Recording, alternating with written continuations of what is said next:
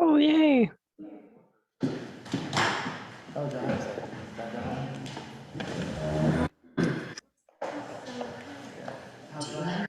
I don't have Ryan's phone number. What? Do you have Ryan's phone number? Oh, you don't have to get a hold of Isaac either. I don't. I mean, Oh, and there's Johanna too, right?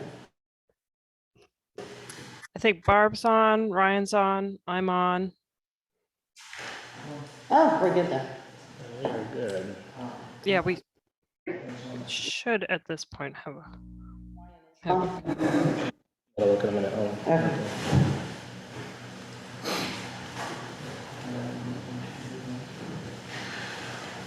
Tom, you should have a raffle for attendees. For 10 The odds are really good. It should.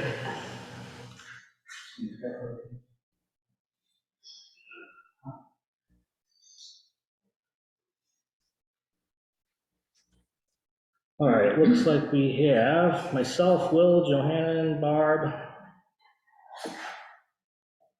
Ryan should be on. and that as well.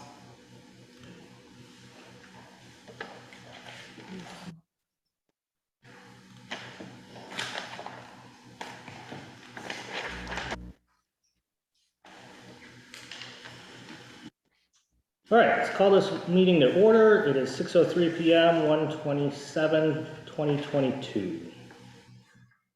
As I just said, we do have a quorum. We have myself, Will, Barb, Johannan, and Ryan are present.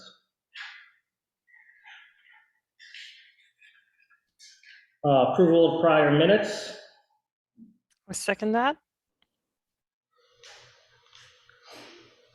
Anyone have anything in objections?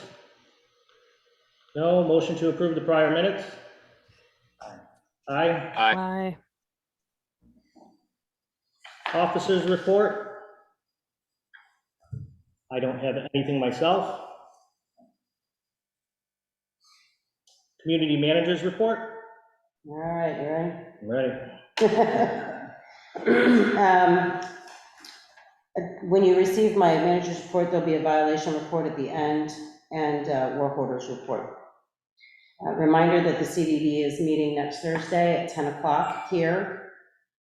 So more people the better to come and be involved. Please, I will be here myself. Excuse me.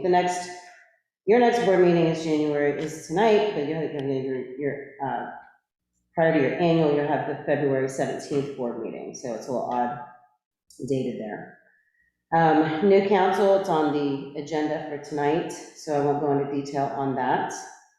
Delinquencies, I sent 8 files to the attorney on January 14th. Your December delinquencies went down from 19,000 down to 16, just under 17,000 at the end of December. Financials were provided to the board and the Financial Planning Committee on January 14th. Your audit for 2021 is in progress. I sent all of the documentation to the CPA on the 13th, and he's been working on that with us. The separate reserve accounts were reflective as of the December financials, which was a previous request. Actions from your December meeting, the violation and finding policy, and the election committee's charter were posted on Town Square and Facebook on December 17th. The signed contract for the collections attorney for Mankin Law Group was sent shortly after your last meeting. Reserve study, I met with the company on the 13th to review all the documents, maps, and financials, and then they started their, at that day, they started part of their inspections. They have since completed all their inspections of the community, and we should receive the draft by the end of February at the latest. The driveway pavers for Sandpiper Crest Townhome, that's on your agenda, so I won't go into detail. As far as the work orders go, I wrote up many work orders for the pool area and the building.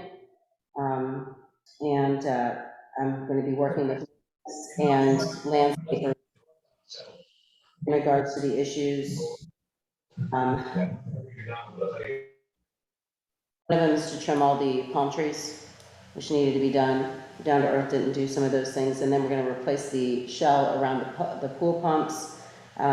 Just to pay attention to those work orders, so you'll see all that.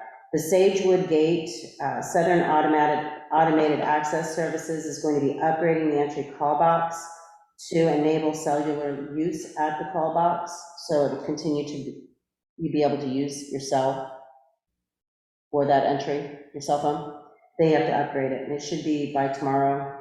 They're gonna do that. It will not affect ingress or egress. Which entry is this? Sagewood, This is the at the main gate. gate, the main gate? yeah, the call box. The pressure washing, the additional pressure washing that we had to do, which was some of the retaining walls throughout the community behind the homes, and the Sagewood entry columns was finished on January 10th. Can I back you up for just one Mm-hmm. moment? That's with Dorothy over at Sagewood, the call No, box? no, not Dorking. This is automated access services. Okay, something different. Yeah, you Okay. pay for a service for the call box to Gotcha. them every Okay. month. The Westlake North Side wooden fence is on your agenda, so we'll talk about that then. There is a dead pine tree just before 5910 Hidden Path, and we're gonna have that removed. It's completely dead and it's a liability. That's in Westlake.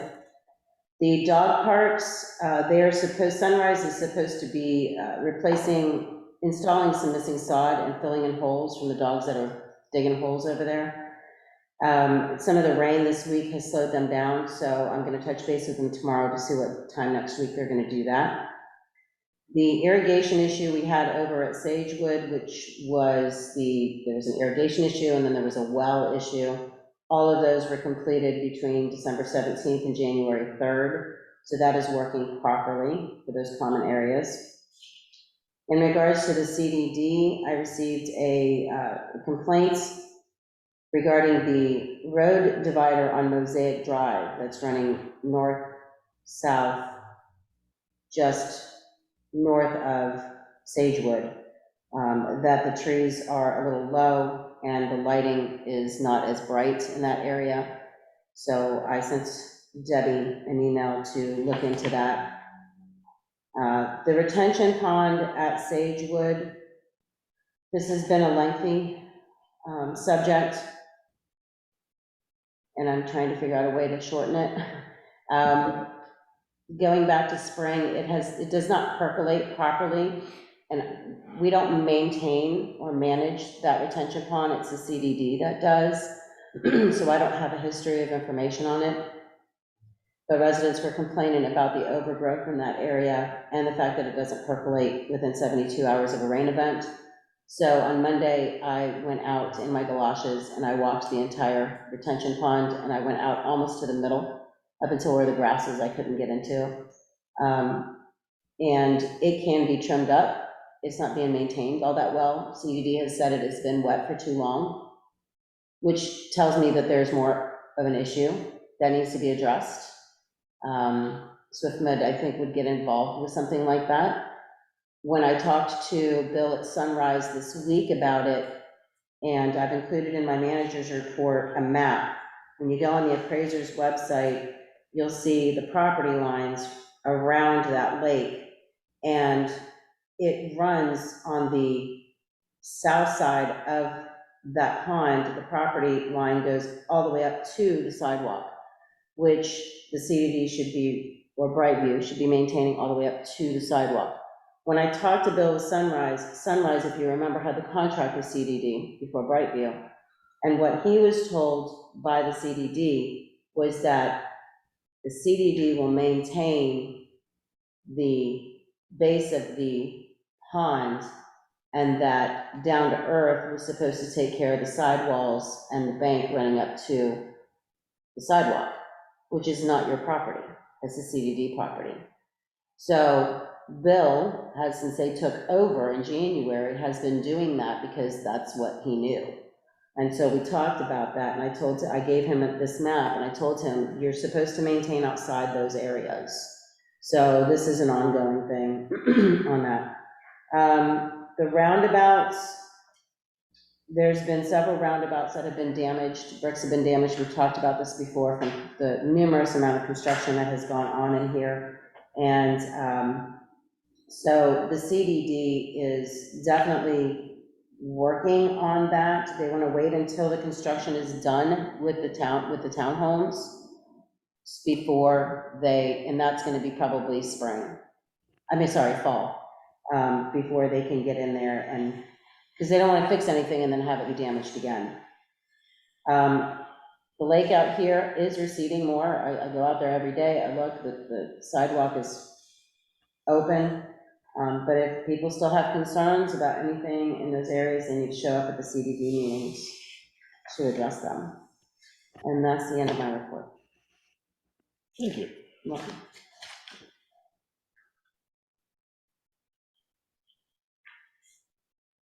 Committee reports. Election committee reports that we, at the moment, have 287 electronic ballots posted, and 56 paper ballots, so there's a balance of 30 votes in each corner. That's what we've ever done, so that's great. Signs were put out, 30 signs were put out in most of the high traffic areas throughout the community. There's a banner that will be put up tomorrow at public launch site, so we should really get 30 minutes on. I'm hoping that we'll have the best turnout ever for 2000. Awesome. That's great. Absolutely great. Any other committee reports? Nothing from the other two committees I represent. Thank you, Sean. Johanna, do you have anything or no? Next meeting's going to be February 1st, the first Tuesday. So until we have that, I don't have anything new to add at this point. Okay, perfect. Thank you. All right, on to new business. Making a motion to approve the $2,832.30 emergency repair needed for the Sagewood well. I'll second that. Thank you. I'm sorry, what was the? $1,832.30. This is the emergency repair needed to the Sagewood well. Heather, I believe you could explain this in a little more detail. Yeah, this was an emergency need. They weren't getting any water to the common areas. I mentioned that in my report about Sagewood. The well was down, and we also had an additional irrigation issue past the well. So even if we fixed the irrigation portion, which Down to Earth did, the well still needed to be fixed.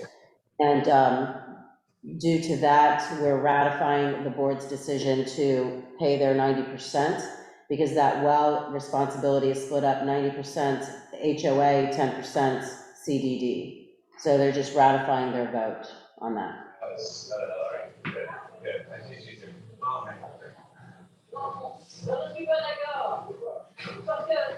Have any input or questions on that? I'm sorry? Are we taking this from contingency at this point? It's from reserves. Reserves. John. Reserves only? Yep. Yes. It's a full repair, so. My only question on that is, did the CDDs paying 10% of that? Yes. Have they already voted on this? Have they already talked about this? Oh, yeah, no, they was approved. This is because approved. the repair was made January 3rd. So this Okay. was all done. You all voted, you all just made that decision in December. Okay. All those in favor? Aye. Any opposed? Aye. Motion carries.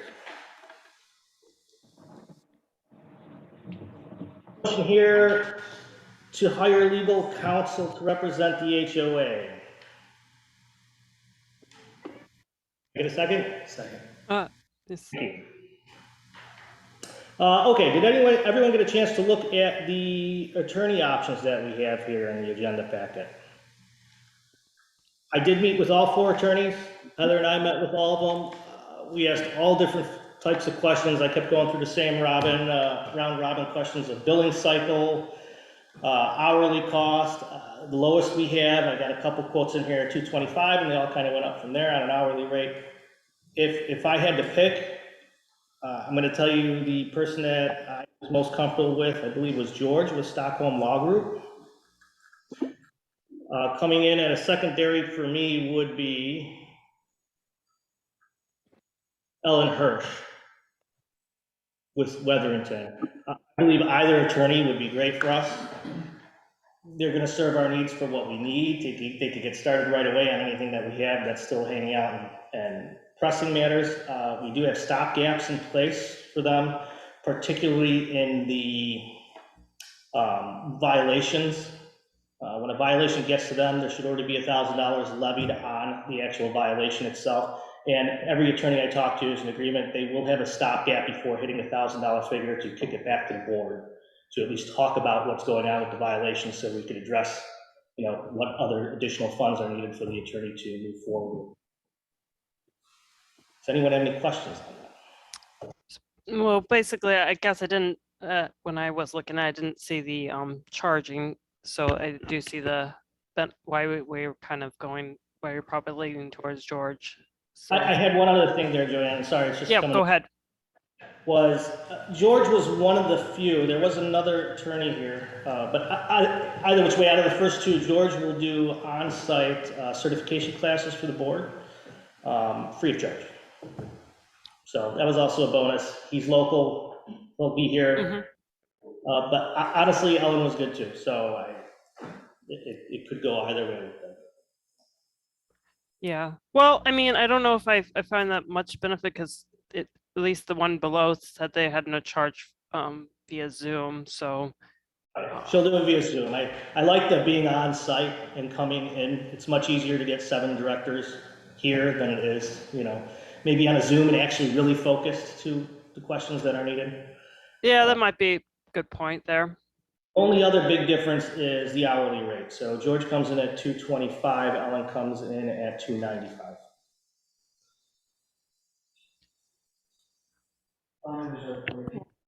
I don't, I did discuss a retainer with George at some point. The answer that I got was, no, don't do it. More than happy they would, or at least George would, that I spoke with. But he said he's gonna be making more money if we put him on a retainer. And I kind of agree with that a little bit. I like the idea of, instead of a retainer, just having hard stopgaps on, here's a monthly expenditure that could come from the HOA. If it ever goes over that, or we're approaching that figure, there has to be a stopgap in place. Phone call, email, find out why. Rather than just a retainer. But I'm not against the retainer idea either. It's something the board can, address further into detail. I recommended to you is that our past history has shown that we have blown standard hourly rates out of the water. Oh, yeah. So, 10 hours, 20 hours, you're at, $4,000 already at that point. So if you can get somebody to give you a little extra hours for the retainer, and we don't always use it, at least we have a fixed budget to stick to as opposed to a ball of budget. That was the recommendation of the finance committee. Right. Again. Can you unmute Bert? Sure.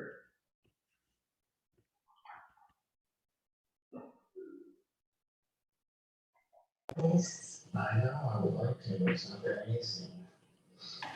And I didn't fall in love madly with your book. I'm not sure if I fully heard what Sean said. Maybe Okay. I have to mute you. I just told him to turn his TV off. I got it. So Johanna, basically, the finance committee is suggesting that we have an attorney that's willing to work under retainer. So. okay. The only thing I don't like about it is that it's a guaranteed expenditure. So I can actually see a month go by where we're actually not using the attorney at all. Meanwhile, we might actually spend, a 10-hour budget worth of attorney fees with that attorney. I think what Sean's suggesting is that if we had a month where let's say we were on a 10-hour retainer, they're gonna go 15 hours, we're gonna be charged that extra 5 for that month. It's not pro bono. But they'll gladly take the retainer. So we could do that. I don't know if I'm happy with that. I'd much rather have, instead of a retainer, a stopgap for the month. Don't go, His TV's off. a ceiling too, so. His TV's off. Yeah, a stopgap saying that if we said, hey, 10 hours of a retainer, instead of doing the retainer, just say, hey, here's a stopgap of 10 hours per month. Right, when we get to that point, please advise. Yeah, when we get to that point, just please advise.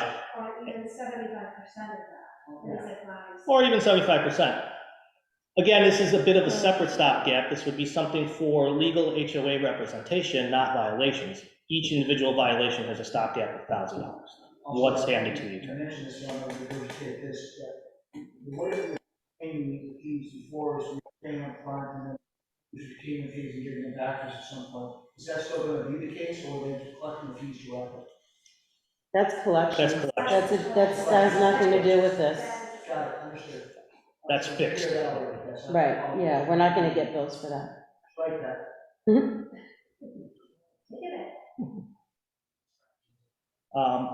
So I think moreover to my point is I like the stopgaps. I'm okay with the stopgaps. If we want to move forward with retainers, we could have that discussion and we could even address that even further if we decided to. What I think is important today is that we actually pick an attorney. None of these attorneys are contracted, so we'd be fools not to right now, because right now, we're not represented. Quick question. What impact do any of these attorneys and their billing have on any outstanding cases to which Kelly's still the attorney partner? Well, you want me to explain that? Sure. So once the HOA contracts with a new attorney, then that attorney will get with the previous attorney. They will discuss the cases will be turned over to the new attorney. It's just a very simple process. So full handoff, is what you're saying? Yes. It's a full handoff. And Same thing with collections.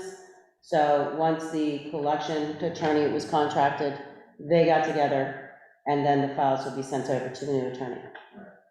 So, and I'm assuming at this point, we zeroed out any outstanding to Kelly? well, that's my next question. I believe we're very close to We're zero. close to it. We'll have one more cycle of bills that'll come in for the any January service that kind of went over into January. There should be no substantial spending left with Kelly. No. And of course, still have the same Piper thing that we're working on. We don't need anybody with that. We're working on it, and we should not, if everything goes as planned, require any further legal. We're hoping that Park Square will pay their dues and that's all. And that's all that matters. So really, in a nutshell, no matter who we hire, I'm looking at low to very low attorney costs for 2022. Well, you have to remember a lot of the issues that you had going in was this past year was a lot of your policies, rewrites, and a lot of Park Square issues. So that's not gonna be as much this year. And whatever we do this year will be at least quoted out, counted for. Well, I'm okay with considering the price and, we don't, they all come with good credentials. I'm okay with going with George if that's what you want to proceed with, if everyone else is in agreement. If everyone else is in agreement, my recommendation is George, just because he's local and he's cheaper at this point. If George doesn't work out, our next call is going to be straight down. Okay, I'm good with that. Okay, all those in favor of hiring George to represent the HOA? Aye. Aye. Any opposed? Motion carried.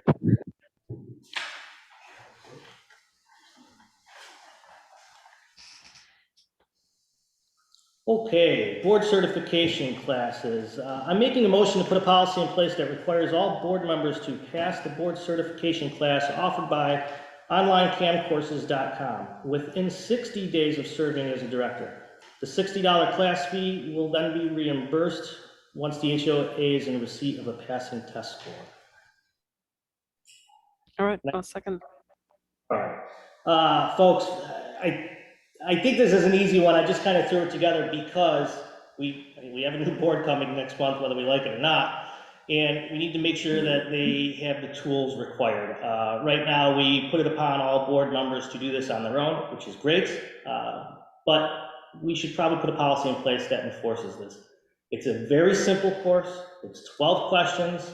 I don't remember, 20 pages, 25 pages, something like that in PDF. It gets everyone up to date with the bare bones basic of what an HOA does, what a fiduciary duty is, what reserves are, what your operating expenses, what gap is.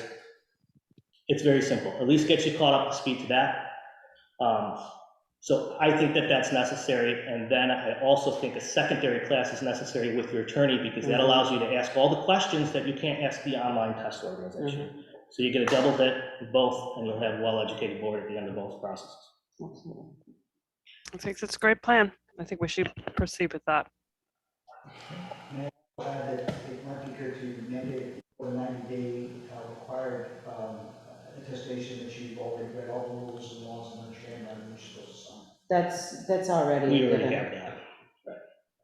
Right. We already have that. This is the piece that's missing. No, I mean, the required process before that required, before the signing of that document. Okay.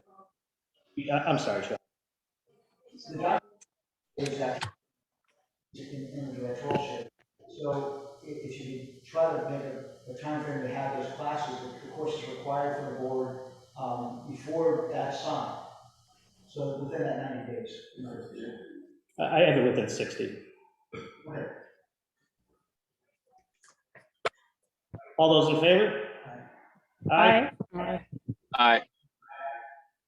Any opposed? Carried. CIA board membership. Making a motion to join the CIA board membership for $295 a year annually. The Yeah, benefit? Oh, second it. Will it benefit to this? I believe it will, yeah, the CIA is huge. CAI. What? You said CIA. Oh, sorry, CAI. If you look at their website, they're huge, they're massive, we become part of a charter, and the idea there is that it's a huge resource. Again, a lot of things that we have asked, like our attorney and paid for in the past, we could just go straight there and ask someone there that knows, and it's free references there. Most of the attorneys are all a part of this group. There's local chapters, so I do think it's worth it, at least for the first year. If we find out that we don't utilize it at all, we could always opt out and not regain. You know? One of the things that CAI, I'm sorry? Remember, and I use it all the time just for the things I need to know for the future. a lot of the things that CAI does, and I've been a member for them like 20 years, they provide a lot of education. So they will put on workshops. They will send invites for face-to-face meetings. They do a lot of breakfast meetings. A lot of vendors are involved. We have annual conferences. So a lot of board members will show up at these conferences if they're looking for new contractors, because there's a bunch of contractors for trade shows. So there's a wealth of information and connection through that organization. The single aspect that I think is worth it for us is that we have to make sure the whole board realizes that we have this, because, I remember through the course of the past year and a half, we're always asking these questions. We're like, well, let's go see what this HOA is doing. Let's see what this HOA is doing. We don't have to do that. We could go right to the source, ask the question there, and you're going to get answers from all the members that are members of other HOAs. So you get kind of real live information that way, rather than trying to find it online. Well, I think that's a good suggestion. If you want to proceed with that, I'm okay with that. It's an expense, but it's not a huge one, so. Okay, all those in favor of joining the CAI board membership? Aye. Aye. Any opposed? Motion. Sagewood Trees, motion is being made to approve the $4,850 cost to finish the 2022 Sagewood Tree Maintenance Project to be performed by Path Absolute. Okay. Anyone not have a chance to look at this? Continuation from something we have already started.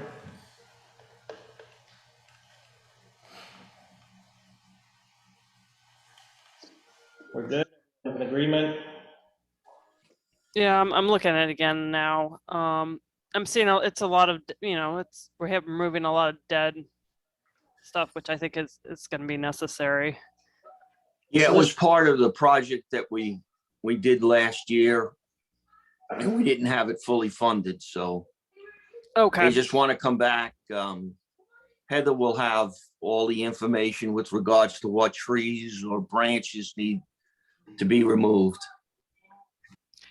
I see the list right here. I'm assuming this list right, 1 through 8, that is basically just the what- finishing up of that list.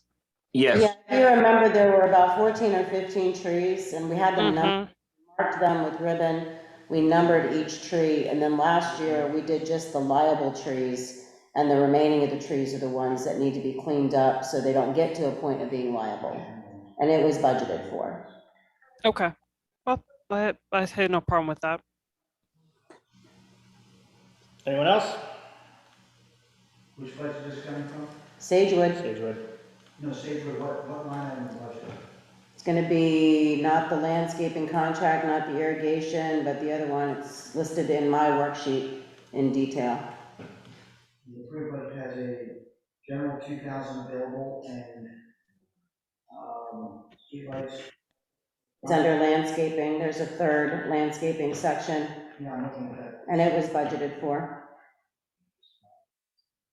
Landscaping maintenance, not, you said not maintenance, but repair. Mm-hmm. That's $13,975. Is that where it's coming from, just out of curiosity? You guys adjusted the numbers, I don't know, I'm not looking at it. I just know that this particular project was budgeted for, it was in the budget. Okay, so it's under the repair section, I'm just. Yeah, it's not in the contract, there's like 3, let me, hold on, I got my financials right here. Yeah, I just want to give you the right line item that it's in. You got mulch and tree It's trimming. gonna be in 6110, GL 6110, landscape repair and maintenance. Yeah, so it's under the repair level, so yeah, okay. Yeah. Thank you. Mhm. All right, financially, we're good. All those in favor? aye, I aye, Any opposed? No, motion carries.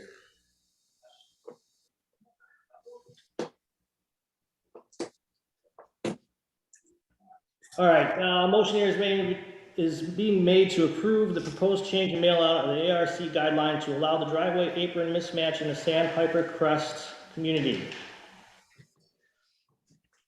Do we need to mail it? Oh, I guess I'll second that. You- But- I'm sorry, Yeah. what? Yes? It has to be mailed per statute whenever you're changing a rule that affects the use of the parcel. A homeowner's Okay. Well, if it's required, then we, And it has to be, it'll go into effect 14 days upon receipt. So basically what we're doing here is exactly what we've been talking about. We are amending the architectural guideline for Sandpiper Crest. This way their driveways and aprons can remain the way they are. They got the pavers up top, the cement on the bottom, and they are mismatched at community home. Anyone have any questions regarding that? Okay, all those in favor? Aye. aye, No, none opposed, motion carries. Westlake North Side Fence. The motion is being made to discuss the wooden fence located in the back of Westlake and its maintenance options. Will second to that, thank you. I'll second that. So I don't know if anyone's had a chance to take a look. Heather and I walked out there last week. I wanted to physically see this fence. I don't know what to do with this fence. It's actually not in horrible condition in certain areas. It does need some repair, there's no doubt, needs a good repair, a good stain. The question comes in as far as this. What do we do with it? It's there by the developer. Technically, we should be maintaining it to some degree or level, which I think definitely needs to be done. But do we just worry about the public areas of the fence? Do we allow homeowners to remove the fence in their backyard, which I recommend? If they don't want it, they don't need it. The problem is, what really brings this up is not just that the fence does need repair. It's a bit wavy, it has some posts that need to be repaired, it needs to be stained.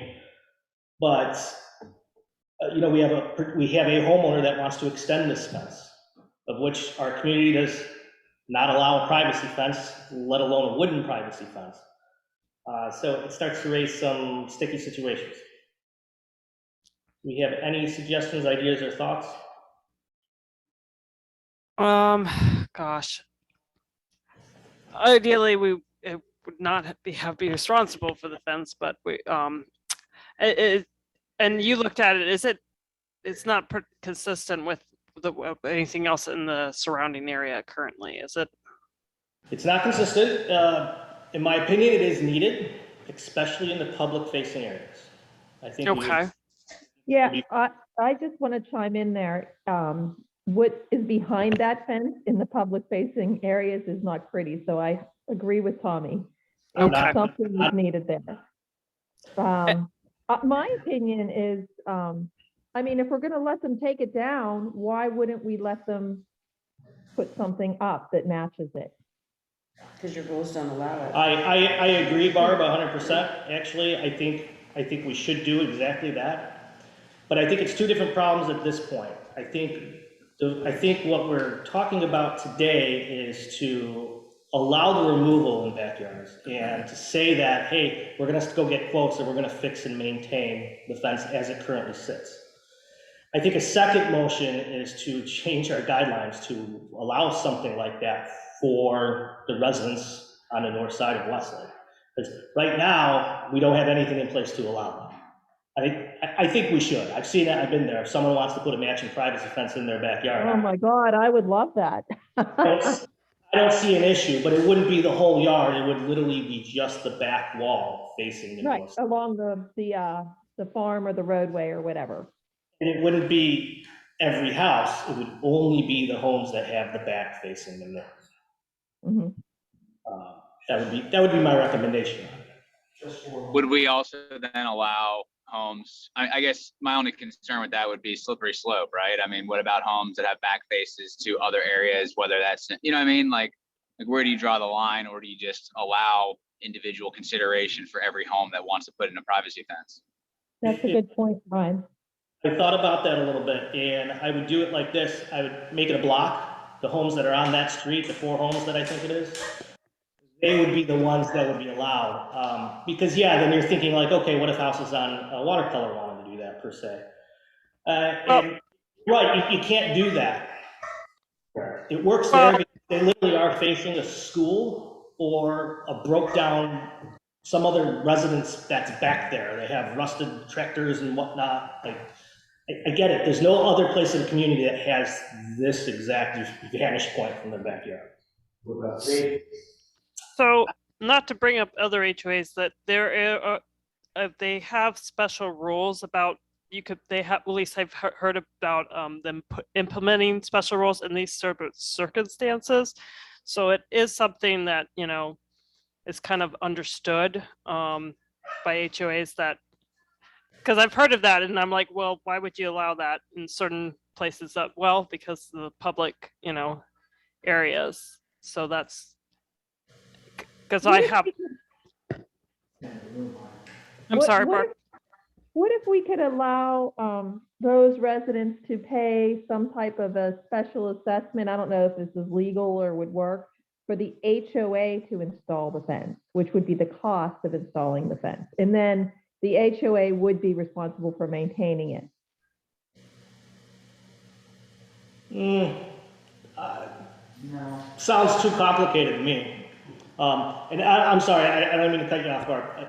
To answer your question, I'm not really familiar with an area in Sagewood, but But the one that backs up to The the main- towers in the road. the main road, right? I don't live in Sagewood, it's just a question. That's actually quite beautiful compared to what we are discussing, just to give you No, I a know vantage where- point idea of. I know where you're talking. Well, you're right, it's like Ryan was saying, it is a slippery slope, so this particular point has a specific reason if they needed to. And I'm not saying that's something we're gonna pass today. I'm thinking the idea that I wanna discuss today is what do we do with the current fence? Sean? Would it be feasible for the committee in Westlake to poll the community to find out what their opinion was, to feedback to the board? Sure. I'm glad to do that if you like. If you think you could rally enough opinions there. I'm sure I can. I'm acting pretty positive. Then we could table this till February? Sure, I'll make sure it's done by then. Okay. Anyone against that idea? No, Sean? I think it, no, I think that's a great.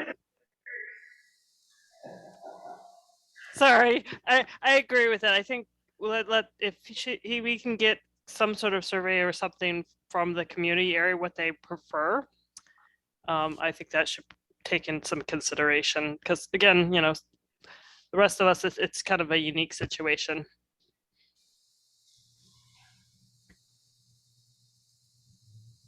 So, I'm gonna restate your motion, I guess. Okay, I'm gonna restate the motion to table this until our February meeting. Seconded. All those in favor? Aye. Aye. I'll take care of it. Thank you, Sean. What were we saying?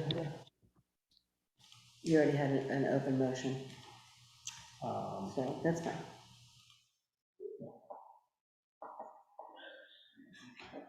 Okay.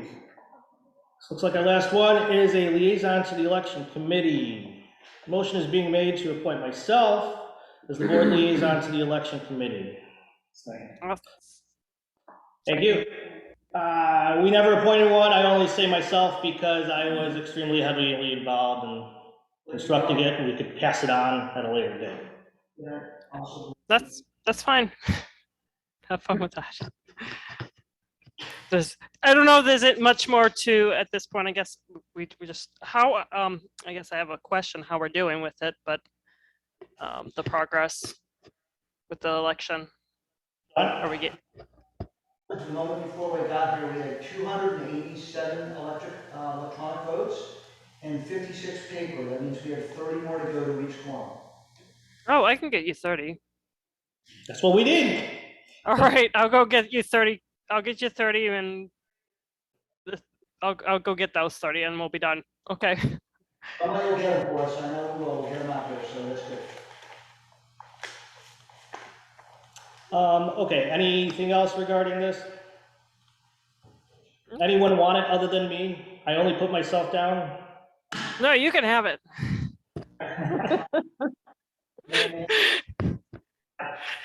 prefer, for sanity's sake, or just for audit's sake, that someone who isn't running for re-election would not be the liaison.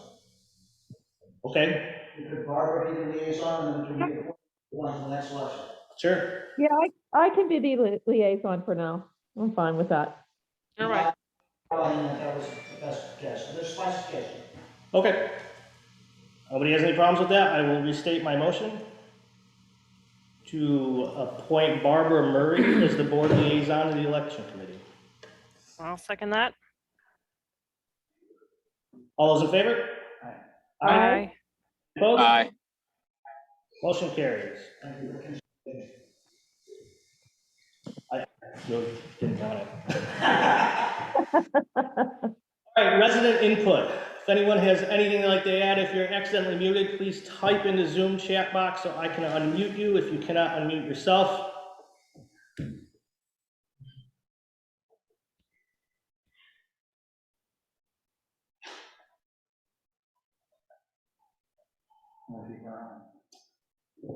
Right now, 12. We had 14.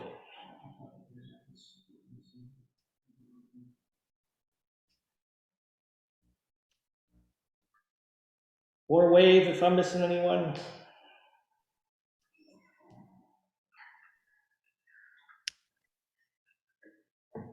Nothing. Is there anything in the chat? Nothing. Crickets? Crickets, just crickets. But that's okay. Oh, we got an all good here from Vanessa. Thank you, Vanessa.